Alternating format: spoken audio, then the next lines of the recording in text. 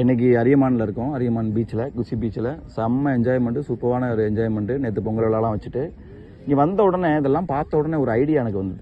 என்ன அப்படின்னா, நம்ம பிஸ்னஸில் நிறைய பேர் சாதிக்கணும், சம்பாதிக்கணும் அப்படின்ற ஒரு பெரிய ஆர்வத்தோட, லட்சியத்தோடு வர்றாங்க. வந்துட்டு இதை எப்படி செய்யணுன்றது பேசிக்காக கற்றுக்காமையே என்ன பண்ணுறாங்கன்னா வெளில போகிறாங்க. அதுக்கு காரணம் என்னன்னு கேட்டால், நான் 5 பேரை பார்த்தேன், 2 பேரை பார்த்தேன், 3 பேரை பார்த்தேன், யாருமே ஐடியா எடுக்கலை, பொருளை வாங்கலை, யாருமே ஓகே சொல்லலை அப்படின்ட்டு என்ன பண்ணுறாங்கன்னா பிஸ்னஸை விட்டு வெளில ஏறுறாங்க. நான் உங்கள் எல்லாரும் சொல்லக்கூடிய விஷயம் என்னென்னா, நம்முடைய பிஸ்னஸில் வந்து நேம் லிஸ்ட்டு தான் நம்முடைய அசட்டு, நம்முடைய சொத்தே. இந்த பிஸ்னஸை பொறுத்த வரைக்கும் நீங்கள் எந்த அளவுக்கு அதிகமான நபர்களுக்கு வாய்ப்பை கொடுக்குறீங்களோ அந்த அளவுக்கு தான் பிஸ்னஸ் வரும். உதாரணத்துக்கு பாருங்கள், இந்த மணல் இருக்குல்ல, இந்த மணலில் எண்ண முடியுமா? இந்த மணலை எண்ணவே முடியாது. அவ்வளோ மண் இருக்குதுல, உட்காந்து எண்ண முடியாது.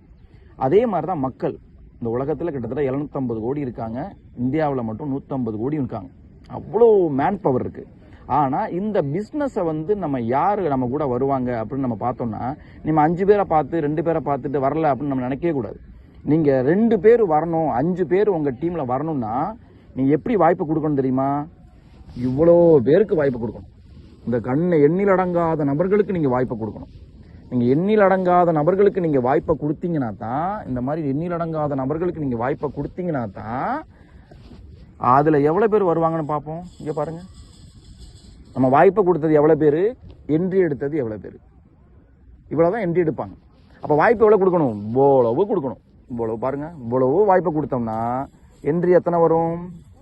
இதில் எவ்வளோ பேர் இருப்பாங்க? எண்ணில் அடங்காத நபர்கள் இருப்பாங்க. அப்போ இவ்வளோ பேருக்கு நம்ம வாய்ப்பு கொடுக்கணும். இவ்வளோ பேர் வாய்ப்பை கொடுத்தோம்னா எவ்வளோ பேர் வருவாங்க பாருங்கள். நம்ம இந்த சல்லடையை நம்ம நிரப்பணும்னா எவ்வளோ பேருக்கு வாய்ப்பு கொடுக்கணும்? உங்கள் டீம் பெரிய டீம் ஆகணும்னா எவ்வளோ பேருக்கு நீங்கள் வாய்ப்பை கொடுக்கணும் பாருங்கள். எவ்வளோ பேருக்கு வாய்ப்பு கொடுக்கணும் பாருங்கள். வாய்ப்பை கொடுத்துக்கிட்டே இருக்கணும். வாய்ப்பை கொடுக்கறத வந்து நம்ம நிறுத்தவே கூடாது.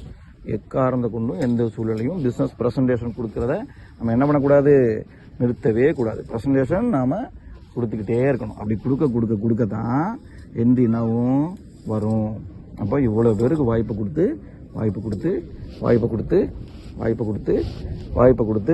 நம்ம பண்ணியிருக்கோம். இப்போ இத்தனை பேருக்கு வாய்ப்பு கொடுத்ததுக்கு அப்புறம் இவ்வளோ என்ட்ரி தான் என்ன ஆயிருக்கு, வந்திருக்கு. இதை நீங்கள் புரிஞ்சுக்கணும்.